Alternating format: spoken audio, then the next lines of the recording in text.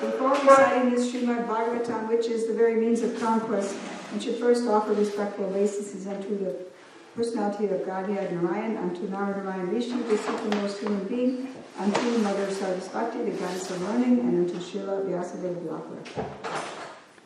Srinvatam Swakata Krishna Srinvatam Krishna Punya Shravana Kirtanaha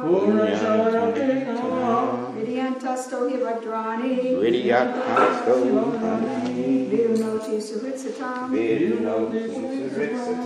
Shri Krishna, the personality of Godhead, who is the Paramatma, super soul in everyone's heart, and the benefactor of the truthful devotee, cleanses desire for material enjoyment from the heart of the devotee who has developed the urge to hear his messages, which are in themselves virtuous when properly heard and chanted. Nasta Pareshu Bhadreshu Nityam Bhagavata Sevaya Bhagavati Uttamashloke Bhaktir Bhavatanashtaki. By regular attendance in classes on the Bhagavatam and by rendering service unto the pure devotee, all that is troublesome to the heart is almost completely destroyed, and loving service unto the personality of Godhead, who is praised with transcendental songs, is established as an irrevocable fact. So now we have a reading from Srimad Bhagavatam, Canto 1, Chapter 18, entitled Cursed by a Brahmana Boy. read it more easily here. And it's text 6.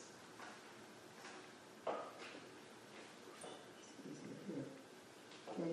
Yasmin, Yasmin, Ahani, Ahani, Yarhi, Yarhi, Eva, Eva, Yasmin, Ahani, Yarhi, Eva, Yasmin, Ahani, Yarhi, Eva, Bhagavan, Bhagavan, Utsasarja, Utsasarja, Gam, Ram, Bhagavan, Utsasarja, Gam, Bhagavan, Utsasarja, Gam, Tad, this should be broken up. Tada, Tada, Eva, Eva, Iha, Iha, Anuvritta, Anuvritta, Tadaive Hanuvritto, Tadaivanuvritto, Sa, Sa, Tataive Hanuvritto Sa, Tataivanuvritto Sa, Adharma, Adharma, Prabhava, Prabhava, Kali, Kali, Adharma Prabhava Kali, Adharma, Prabhava, Kali, Yasmin Ahani Yahyeva, Yasmin, Ahani, Eva, Bhagavan Utsasarjagam, Bhagavan, Utsasarjagam, Tadai Vihan Vrittosa, Tadaivanuvritto Sa, Adharma Prabhava Kali, Adharma, Prabhava, Kali, Yasmin Ahani Yahyeva, Yasmin, Ahani, Eva, Bhagavan Utsasarjagam, Bhagavan, Utsasarjagam, Tadai Vihan Vrittosa, Tadaivanuvritto Sa, Adharma Prabhava Kali. Adharma, Prabhava, Kali, Everybody sounds good at it already. Why don't you go ahead and check? Yasmin, Ahani, Yarhi, Eva, Yasmin, Ahani, Eva, Bhagavan, Utsasarjagam, Bhagavan, Utsasarjagam, Tadaivanuvritto Sa, Tadaivanuvritto Sa, Adharma, Prabhava, Kali, Adharma, Prabhava, Kali, Yasmin Ahani Yariyeva, Yasmin, Ahani, Eva, Bhagwan Utsasarjagam, Bhagavan, Utsasarjagam, Tadaivehanu Tatsav, Tadaivanuvritto Sa, Adharma Prabhava Kali, Adharma, Prabhava, Kali, Yasmin, Ahani, Eva, Yasmin, Ahani, Eva, Bhagavan, Utsasarjagam, Bhagavan, Utsasarjagam, Tadaiva Ehu Yutra Swa, Tadaivanuvritto Sa, Adharma Prabhava Kali, Adharma, Prabhava, Kali, Yasmin Ahani Yahiyeva, Yasmin, Ahani, Eva, Bhagavan Utsasarjagam, Bhagavan, Utsasarjagam, Tadaya Nirvitosa, Tadaivanuvritto Sa, Adharma Prabhava Kaliha, Adharma, Prabhava, Kali, Yasmin Ahani Yahireva, Yasmin, Ahani, Eva, Bhagavan Utsarjagam, Bhagavan, Utsasarjagam, Tadaive Hartu Vrantosa, Tadaivanuvritto Sa, Adharma Prabhava Kalin, Adharma, Prabhava, Kali, Yasmin Aham Yahyeva, Yasmin, Ahani, Eva, Bhagavan Utsasarjagam, Bhagavan, Utsasarjagam, Daive Hanuvritto Sa, Tadaivanuvritto Sa, Adharma Prabhava Kali, Adharma, Prabhava, Kali, Yasmin Ahani Yahyeva, Yasmin, Ahani, Eva, Bhagavan Utsasarjagam, Bhagavan, Utsasarjagam, Tadaive Hanuvritto Sa, Tadaivanuvritto Sa, Adharma Prabhava Kali, Adharma, Prabhava, Kali.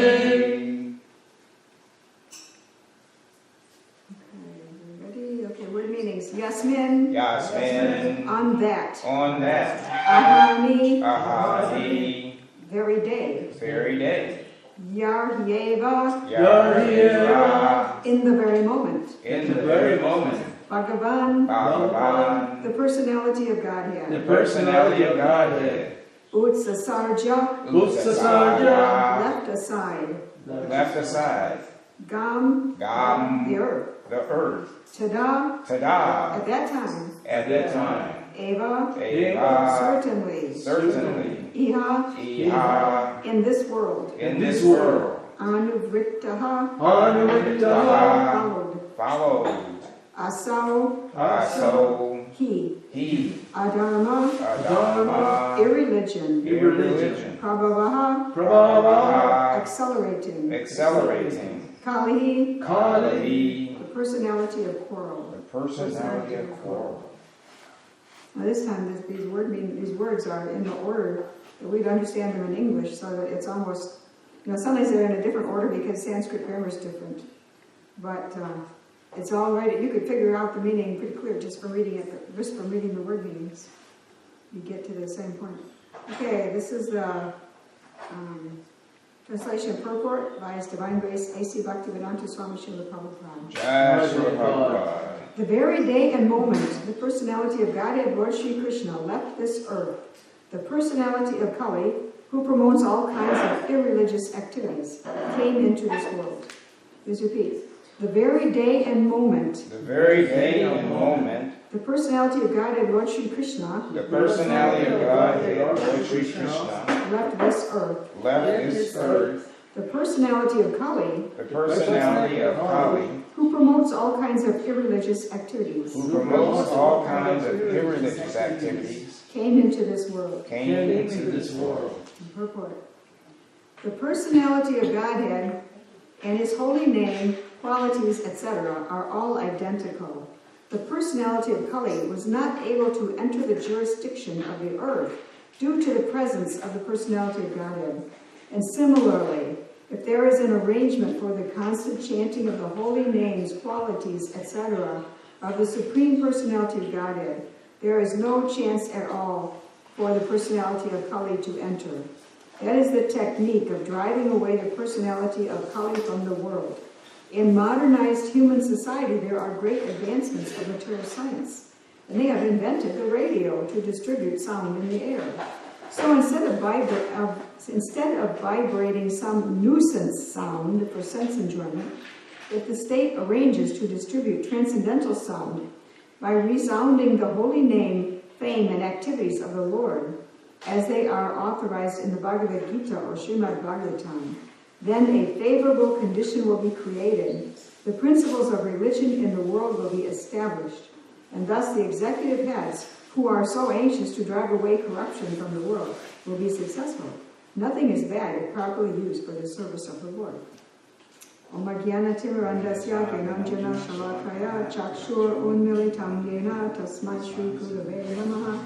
I was born in the darkest of ignorance. My spiritual master opened my eyes with the torch of knowledge and offer my respectful obeisances unto him.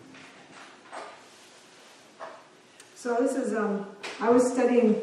If you have to miss 2 days of classes because of our cooking, and you miss 2 days of classes, and if you don't manage to ask somebody what happened, and there might be, maybe there wasn't a class or something else was talked about, or maybe there was 2 verses in the class. So I therefore studied the verse before and after this one too, just in case. So it's like a little group of 3 verses to my eyes. It seems like 3 verses that are related to each other. And the first one talks about, which was yesterday's, talks about, it says, I'll reread it again. As long as the great powerful son of Abhimanyu remains the emperor of the world, there is no chance that the personality of Kali will flourish. Now that's an interesting sentence because, as was pointed out in those purports previously, that Maharaj Parikshit had already left the world when this was being talked about, when this was being spoken, these particular words. However, his reign, his influence, and what he set up, what he organized, it lasted. So in the same way, we have Prabhupada has set up this movement, and as long as Prabhupada is still in charge of this movement, we can say, is still in charge. As long as Prabhupada is still here, well, he's here in his books, he's here in his instructions. If we follow them, he's still here. And as long as he's still here, we have the same effect as when he walked the earth. So that's was yesterday's point. And today, it's about chanting and speaking of the name, fame, and glories of the Lord. And that keeps Kali away. And tomorrow's is what? Tomorrow's is, so I considered it too. Oh, in Kali, if you do something right, the effect is immediately, or even if you think about it, you get some good effect. If you do something wrong, even if you just think about something wrong, it doesn't count. You have to actually do it. So we have this kind of slant in our favor in the age of Kali, so that's tomorrow. So these are kind of related because it's all about remembering. It's really all about practicing the Hare Krishna movement. And so we're given all the ways to do it. And today's verse is about practicing to chant the glories, the glories and activities of the Supreme Personality of Godhead. Nama Krishna Guna Rupa. Nama Guna Rupa Lila. Nama Rupa Guna Lila. First, when we chant the holy names, we get the name, which is not different from Krishna. Then we get the Nama Rupa, the form. We learn the form of Krishna and we see. We see Krishna in our mind. It's like you see somebody's name, you say somebody's name and you picture that person. So then we get gradually opening up to us as we chant. Over time, we get more and more, we see the form of Krishna. And the guna, the qualities, we get more and more aware of the qualities of Krishna, remember them and try to follow them in our footsteps way.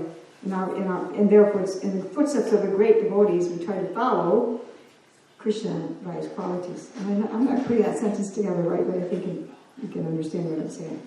And then Lila, Guna, Rupa, Guna, Lila, the pastimes of Krishna. So we get to know about the pastimes by reading the Bhagavatam and by reading Bhagavad Gita, and we remember them. And more as we chant, we remember the pastimes. So this keeps Kali away. So this is today's point in this verse. It's about how may we expand this chanting of Krishna's name and glories to keep Kali away more and more. So he mentions the radio. And we have more than the radio nowadays. We have, of course, there's television also that was there, and that was used some. And we have the internet. We have Facebook. Everybody can do TV and radio. Everybody can do it to their whatever audience they can gather, whatever audience they can build up. So we can fill the atmosphere with these good things. And it's a fact, though, that we may, I had doubts at first when I read this. Okay, so we all chant, but how does it keep Kali away for sure? Because sometimes I'm falling anyway. Well, when we are chanting, we are not doing bad things. So, for the duration that we're chanting, at least, even if our mind is in a bad mood that day and thinking of bad things, we won't be doing them. So, in that way, we keep Kali away, because Kali can't have an effect if we don't act on it. There's at least no bad effect on us. So Kali can't get much effect on us. So we have to, even when we come together, we have a program that if we could do all of the program that Prabhupada gave us, we do like half of it maybe. There used to be, say the ISKCON sandwich, where we'd have morning class and evening class. And then, but devotees started having to have families and getting jobs and things like that, so it's hard to do both ends of the day, and it's even hard to do all of one end. So sometimes jobs, sometimes family, things like that. Old age, the body is not so strong, various different reasons. But as much as we can follow Prabhupada's program, and as much as we can recreate it in our homes, that way we keep Kali away. So Kali, and also the Kali is brought principles of irreligion, and Kali was given permission to live in the places of wherever there is animal slaughter, intoxication, gambling, and illicit sex. Yes, illicit sex. So that's why we have the 4 regulative principles. If we follow the regulative principles, then again, we are not giving Kali a place to live with us. Kali can whisper or something try to influence us. But if we follow the regulative principles, Kali has no place of residence here. If we chant the holy names, we won't be attracted to Kali. And it's true that when in my life, we live on the property, but a little distance away, and I feel better when I come to the temple. It lifts me up because I'm in a place where these things happen. And at home, it's not like a non-devotee home, because we have Krishna consciousness there, but it's the more the parts are in place, the more it's functioning, the better we actually feel. Sometimes I don't feel like coming to the temple, and I get here and I'm glad I made it. Sometimes I think, I'm really tired, I got other things to do or something like that. I come because I have some kind of idea of commitment, I'm going to do it. And then I get here and it feels so much better. I'm here, I'm aware the name, fame, glories of Krishna are being chanted, and we're acting on it. So, let's see. This is actually a simple, let's see, pretty straightforward point here. Well, I found, somebody posted one thing, somebody posted on the internet a quote from Prabhupada in Srimad Bhagavatam, Canto 4, Chapter 8, Text 53 in the purport, and I wrote it down, so it seems really appropriate for today's class.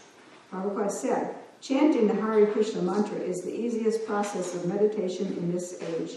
As soon as one chants the Hare Krishna mantra, he sees the form of Krishna, Rama, and their energies, and that is the perfect stage of trance.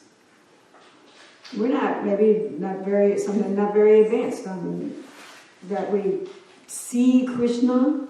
However, because we learn what the names mean, we have all these books, we have these paintings, we have the deities, and we have descriptions. So that comes together in a mental image. It may not be directly seeing Krishna, but nevertheless we see Krishna, because that counts. The deity of Krishna is really Krishna, and the deity can be made of mind.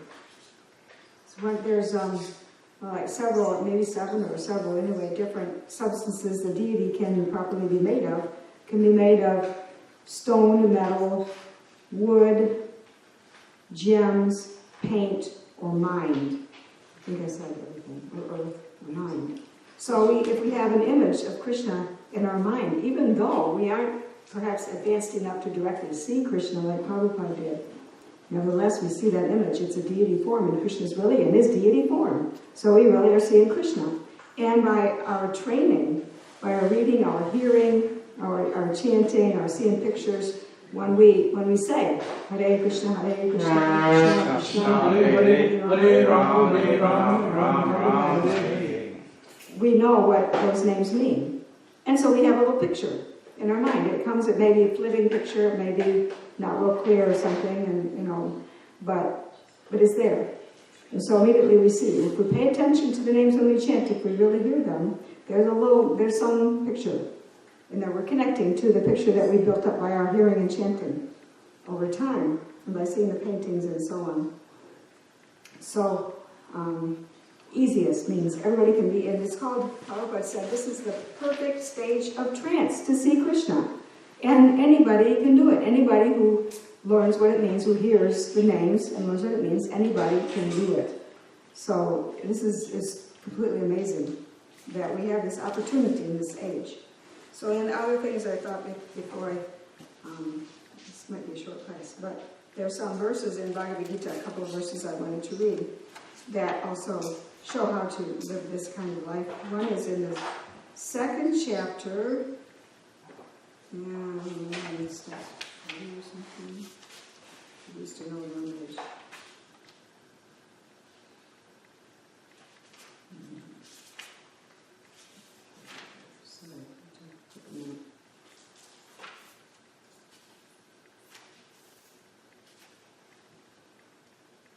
Okay, I'll read 48 and 49. I'm going to read these things great.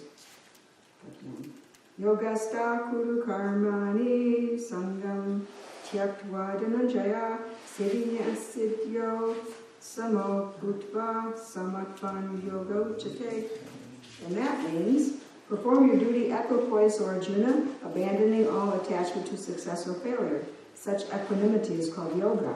But that doesn't stand alone, it goes with 49, which is Durenaya Varam Karma Buddhi Yoga Dhananjaya Buddho Sharanam Anvicca Kripana Palahetavaha. O Dhananjaya, keep all abominable activities far distant by devotional service, and in that consciousness surrender unto the Lord. Those who want to enjoy the fruits of their work are misers. So, that's all we got to do. Keep all abominable activities far distant. That's Kali. Keep Kali far distant by devotional service. And we have this whole program, so many kinds of devotional service that are connected with temple life. And of course, one can do like Arjuna was not in a temple. He was on a battlefield, and his job was to go forth and kill, and perhaps be killed, and go forth and like cut up human bodies and kill them, you know. And this is not like temple kind of activity. But he could do it for Krishna. If he was doing it for Krishna, then he's always thinking, I'm doing this for Krishna. He's thinking of Krishna. So then it's not, he's not inventing this. Krishna told him to do it. We can do bad things and say we're doing it for Krishna, and it won't work. We have to do our actual duty and do it for Krishna. Do our duty by knowledge of, scriptural knowledge, spiritual knowledge of what our duty is. From the spiritual master, from the scriptures. And the other thing I want to read is the nutshell verses in chapter 10. 8, 9, 10, 11. Okay. It talks about how to live this kind of life. Krishna says, can you read the Sanskrit? Aham sarvasya prabhavo bhakta sarvam pravartate iti matva bhajante mam buddha bhava samanditaha. I am the source of all spiritual and material worlds. Everything emanates from me. The wise who perfectly know this engage in my devotional service and worship me with all their hearts. Right there, we know Krishna is the source, and everything comes from Krishna. Right there, just knowing that, you're thinking about Krishna. And then, if you perfectly know this, you engage in his devotional service and worship me. So many kinds of ways, activities of worship. Text 9, Machchita Madgata Prana Bodhayanta Parasparam Katayan Tasya Mam Nityam Tasyanti Charamanti Cha. You never know, I try to memorize these, and I can hardly read them. Okay, translation. The thoughts of my pure devotees dwell in me. Their lives are fully devoted to my service, and they derive great satisfaction and bliss from always enlightening one another and conversing about me. That's a little outline of our program right there. This is what we do. Prabhupada said all his disciples, all my disciples are pure devotees. Not that we were pure from the material desires and our influence from the influence on us from the modes, but we're on a pure devotional path. We have no other purpose in doing our devotional service but to follow Prabhupada and serve Prabhupada and love Krishna. We have no other purpose. So that's by that definition, Prabhupada said, all my disciples are pure devotees. So as long as we do it for that reason and not for some material gain. So then we derive great satisfaction and bliss from enlightening one another and conversing about me. That's why Bhagavatam class is so important. It's a place we can come together and we can really do this. Sometimes it seems like as soon as Bhagavatam class is over, then it's okay to talk about everything else. But actually, the best time is we're in this moment where it's sacred time, and we're talking about the Bhagavatam, and sometimes all kinds of things come up because people share, ask questions, comments, or the speaker says things, and then says more things that wasn't even expected because Super Soul has offered more things for class. Excuse me. And so it just becomes a wonderful experience, and I myself, everyone wanted to be without Bhagavatam class. I like to be here every day. There's some days with my service I can't work out my service and class both. And then I feel like that's a loss. I wish I was here. So, otherwise I'll read the other, so kind of hard to see, read the other verses. This is Krishna's reciprocation. The first two verses of the nutshell verses in the Bhagavad Gita are mostly about the devotees toward Krishna. And then the second two are mostly about Krishna toward the devotees. Tesham satata yuktanam bhajanam pritipurvakam titani puliyokam tam yena mam oprayantite. To those who are constantly devoted to serving me with love, I give the understanding by which they can come to me.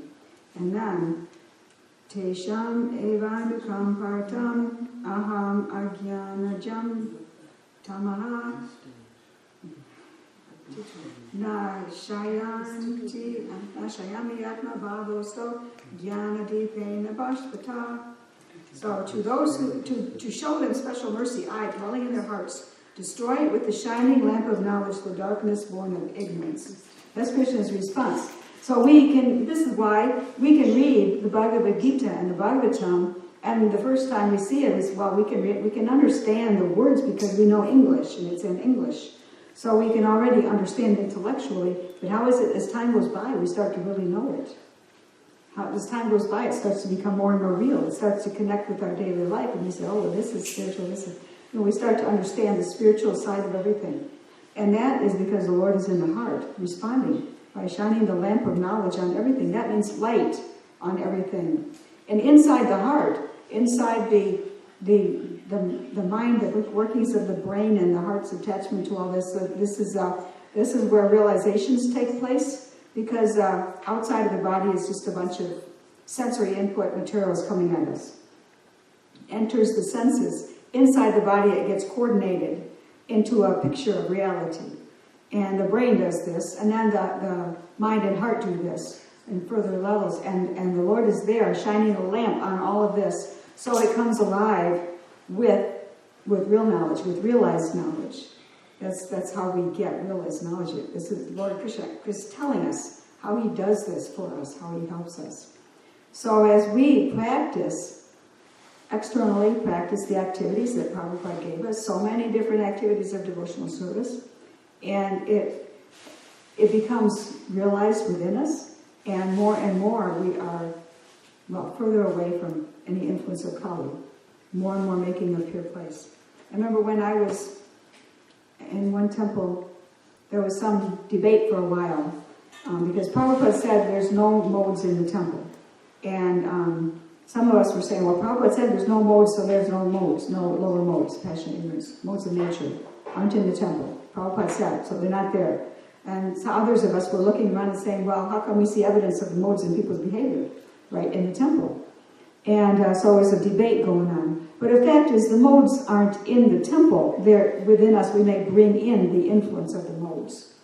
We might bring them with us in our conditioning and still act that way, but it's not to be found in the temple. If we can manage to control that or leave that outside the door somehow or other, and come in here, we find that actually there's no modes in here. So it's if we have a filter in our eyes, then we see them, but they're not in the temple, because the temple is Vaikuntha. But this is a Vaikuntha we can enter not pure. We can walk in the door and not be pure. So we have that challenge to become pure. And gradually, by this practice, it happens. And meanwhile, within the temple there are rules. There are rules and regulations in devotee life. And then within the temple precincts and in the temple building, there's some even more rules, detailed rules about how to behave properly. So by our behavior, our activities, Kali can't enter and influence us with other kinds of activities.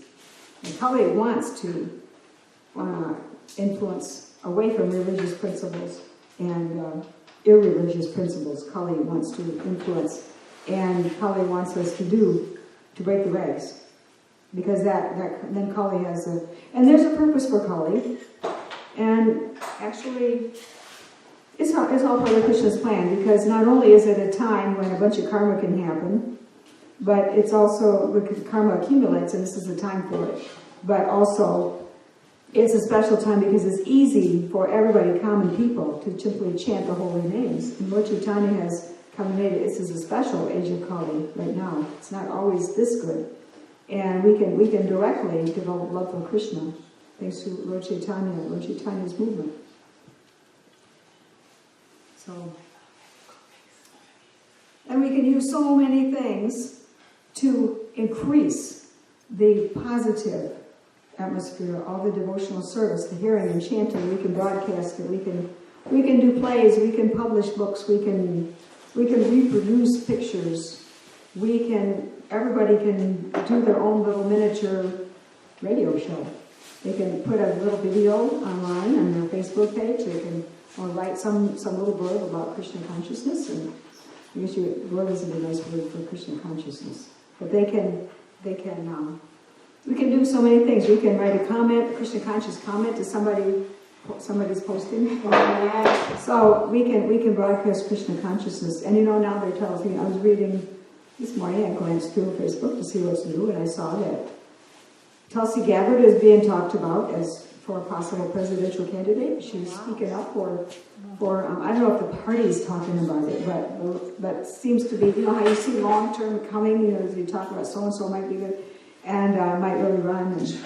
And she is unapologetically outspoken about truth and morality. She's not like preaching her religion, but she doesn't shy away from giving messages on holy days of our religion. She gives special messages on those days. She doesn't make a secret of it. So this would have been unheard of like a few decades ago.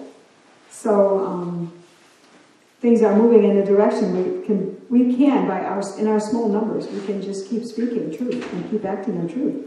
And the whole like the Bible verse that says you can be like the yeast in the dough, the leavening in the dough. Mix just a little bit of leavening. The dough isn't made out of leavening; it's made out of flour. A little bit of leavening in it, the whole dough rises. So the whole dough of society can rise and is rising. More and more vegetarianism, more and more openness to Hindu concepts. Let's say the dough is rising. And we can just be encouraged and keep going and do that. Okay, so now I will stop and see a comment. Yes? In the book Vedic Paradigm from Rupanuga Vedic College, it was written that the guru never falls. Mm-hmm. And so actually a person who is guru and falls, by the time he hits the bottom, he's not guru anymore. So Prabhupada's true disciples, those who are really truly his disciples, are pure devotees. If they're acting, and because Prabhupada said also, none of my disciples are mischievous. Mm-hmm. And so you see devotees that may be doing anything. Mischievous devotees, so not being a devotee. Disciples, right? It's not being a devotee at that time. Yeah. When they cease to be a devotee, just like the guru who hits the bottom, he's not guru when he hits the bottom. So no guru really falls. You cease to be guru. You gave it up. Whether you thought of it or did think of it, you're not guru anymore by the time you hit. So devotees that are really following the tapa, the guru, sadhu shastra, and the principles of keeping the 4 eggs and chanting and doing their sadhana, they are pure devotees. It seems. There are different definitions of pure devotees. They're really on the trail again of pure devotees. They may not be in Krishna Prema. The only absolutely pure devotee is the one in Krishna Prema. Got it. So, but in the sense, but pure devotee in the sense of being on the pure devotional path, right, and not doing it for other reasons mixed in, like for karma or jnana. I want knowledge so that I can, get my liberation, or I want I want some blessings or something. If it's not, or some position. So if it's not like if you're not doing it for a purpose like that, mixed in, then your purpose is pure, even though you may not be pure in heart, because you still have attachment to all these material things, but you're not doing your devotional service to get them. Right. So you're on the royal road. You're on the royal road, but you may be in the beginning stages of it. You're still on. So it depends how you use it. You have to be careful how to use it. But I would like to comment on, as soon as a guru hits bottom, he's not guru anymore. In one sense, that's true, but I mean, we can be really harsh as a movement. Supposing somebody is performing the duty to Prabhupada of being a guru, and encounters trouble, and he falls. Can we be kinder about this? And you're not guru anymore, you're done. You know, can we be kinder about this, depending on his purpose? You know, his desire. If he was, you know, if it just gets revealed that all he wanted to do was get his benefit, then okay, you know. But if somebody has an accidental fall down, like in Bhagavad Gita chapter 30, well, you don't follow him in his fall down. But let's not be so harsh that we condemn a person or just dump him, because a person can be even commit the most abominable activity, but if he's still situated in devotional service, that includes hearing and remembering and chanting. If there's still something like that going on, then Krishna still accepts him. And we need to keep some kindness too. Yeah. They can always come back. Yeah, they can come back. Yeah, they can come back. But once you have put somebody through some kind of harsh condemnation, their coming back is a little crippled, and the reception is a little crippled too. We need to develop compassion and love. People who are taking up the duty of being guru, and they are empowered by their strict following of Prabhupada's instructions. They may not themselves be in Krishna Prema, which means they can be vulnerable. If they're in different situations, they can still be vulnerable to fall down. So maybe they need some compassion too, some support. Mm-hmm. Acharya, guru, and regular guru. Yeah, regular guru. You don't follow him. He's not guru, and from his fall down, you follow him. Oh, guru fell down, so I'm going to fall down too. So it's okay. Not like that. But to not forget what he's done. I think that's a mistake in the movement sometimes, that good things that are done they don't count anymore if you're a guru. They don't count because you fell down. Condemnation, you're done. And actually there's no loss or diminution. They still did all those really, really good things. They still love Prabhupada. And they maybe regret deeply or something. Mm-hmm. So I'm saying love and compassion also. As intelligent discrimination and love and compassion, yeah. Is anyone in? Right, yeah, your hand keeps coming up. Okay, go ahead. The verse before today's verse, 6, verse 5, says the disturbing elements like the personality of Kali will always try to extend the nefarious activities. Mm-hmm. But it is the duty of the able state to check them by all means. And Parikshit made this, he allotted places for the personality of Kali. At the same time, he gave no chance for the citizens to be swayed by the personality of Kali. Mm-hmm. So he allowed Kali, but he protected the citizens, and that's by devotional service. It's very interesting that he didn't allow places for, let's say, illicit sex. At the same time, we notice that in Krishna's own city of Dwarka, when Krishna returned, he was greeted by the whole population of the city, including many well-known prostitutes.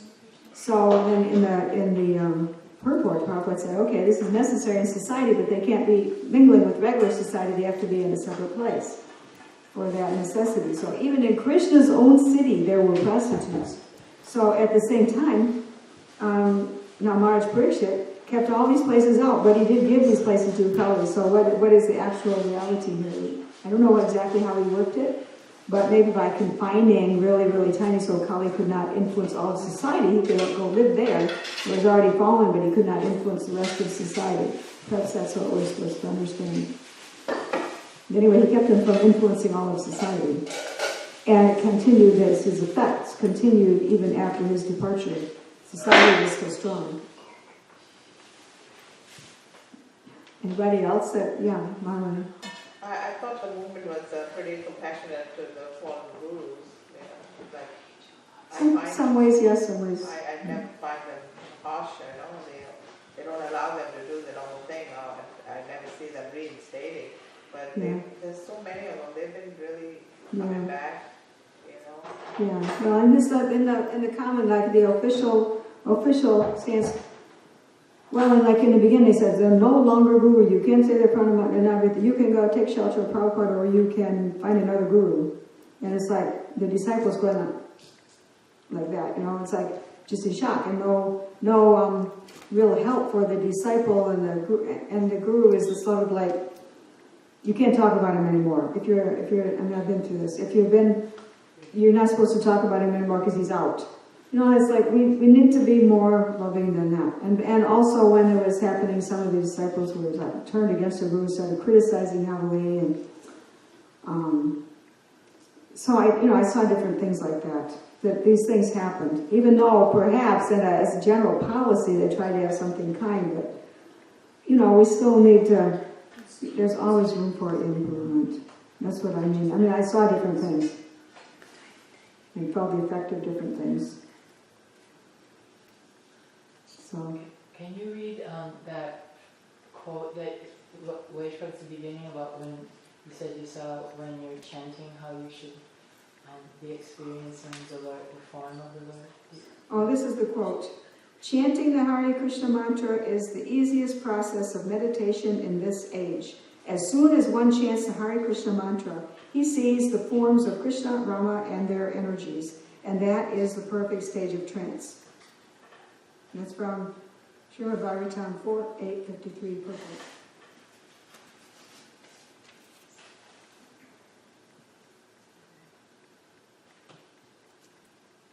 Okay, then let's... Krishna Shah, you had your hand up again?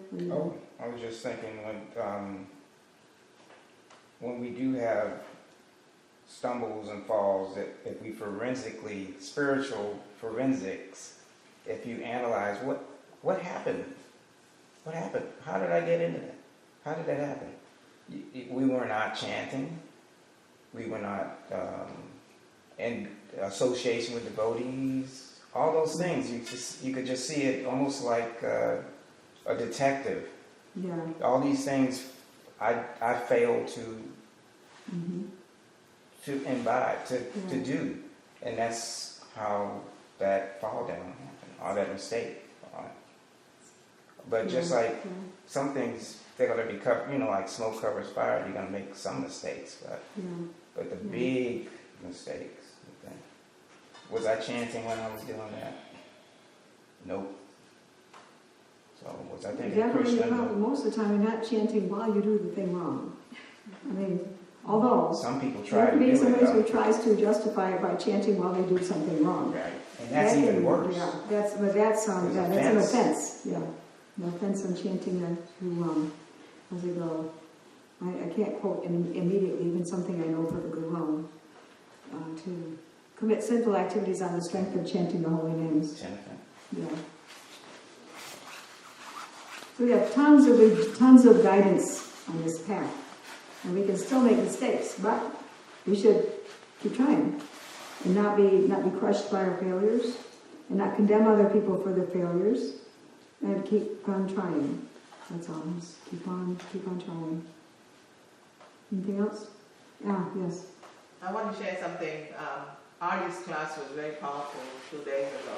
Yeah, I'm sorry I missed that. Yeah, it was really good. So the whole day I was just like, it just stuck on my brain, I was just walking around. And then, this is funny, then I walk by the garden, I see Papa over there. He comes over, he talks to me, and he tells me, you gotta make sure you take this plastic out of here. The plastic is mine, and the flowers are yours. And then immediately, all I'm thinking is Adi's class all day. I said, what are you going to do with the plastic? What was the point of Adi's class? Can you give it? No, I just want to relate what I was thinking about it, about remembering Krishna at the time of death, how to remember what to do. Death is not like a really happy thing, it's like, could be painful, Some people say, oh yeah, somebody had a really peaceful death, He was saying so many things. My balloon brain cannot get everything. I can only grab a little bit here and there, But I know it reminded me, got to remember Krishna, So I told Papa, what are you going to do with the plastic? You're going to wrap around you? They might not recognize you when they come for you. Because he said, this plastic is mine, I got to have this, You, your flowers, yours. And then I'm thinking about Adi's class. You're going to be wrapping yourself up with that plastic when the time comes, death comes. And he was really laughing. He said, yeah, maybe I'll do that. Then you will never go back. You better not do that. It's just people just get things, it's mine, plastic, what are you gonna do with plastic, But plastic has a limited lifespan, especially in the sun, and eventually it's going to crumble to bits in his garden wherever. Yeah. But Which is not necessarily good. no, you don't want crumbled bits of plastic in your garden. He went, they told him you're gonna wrap around yourself, they Wrap will it not around make yourself. sense. Okay. Ali's class was really good. We gotta be careful what we're attached to. Is that what you were saying? So be careful what we're attached to, because that's what we get. So, we have so much free will, we can get what we're attached to. Only affected by our karma, maybe not the fun way. Okay, anything else? And thank you all very much. All glories to Srila Prabhupada, all glories to Srimad Bhagavatam.